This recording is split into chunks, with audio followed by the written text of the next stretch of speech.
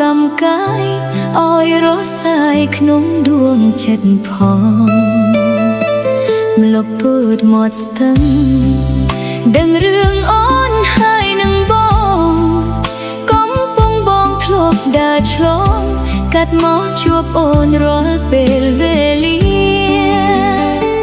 ស្ទឹងកែគូកំក៏ត្រាចំណាំស្នេហ៍ខ្ញុំពេលនេះការធ្លាប់ក្រពុំរស់រយអស់ហើយលំអងគុណធាអ្នកគង់ប្រាប់គេថាខ្ញុំធ្លាប់ស្កាត់ជួបគ្នាព្រោះខ្មាស់ធំជាតិនានាស្នេហាដូចជាឆាកល្ខោនសំដែងចង់រត់ឲ្យផុតចង់ចេញឲ្យបាត់ពីនោះខ្ញុំខ្មាស់គេឯងមានស្នេហាហើយមិនចេះថែឡើយបណ្ដោយឲ្យខ្លែងឆក់ឆាប់ទៅរស់នៅម្នាក់ឯង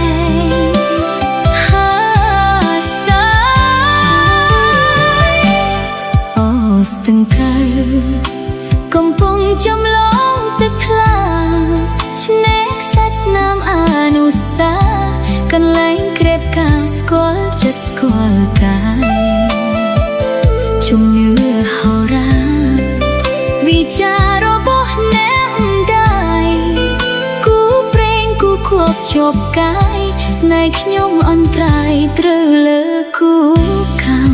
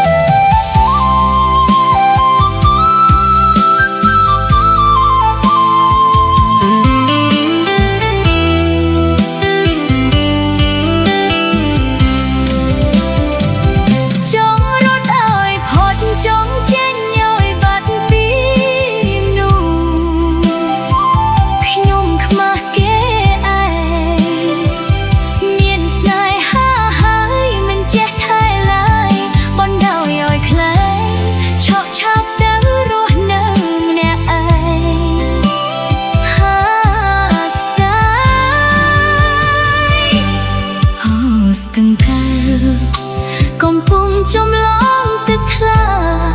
ឆ្នេរខ្សាច់ស្នាមអនុស្សាវរីយ៍កន្លែងក្រេបការស្គាល់ចិត្តស្គាល់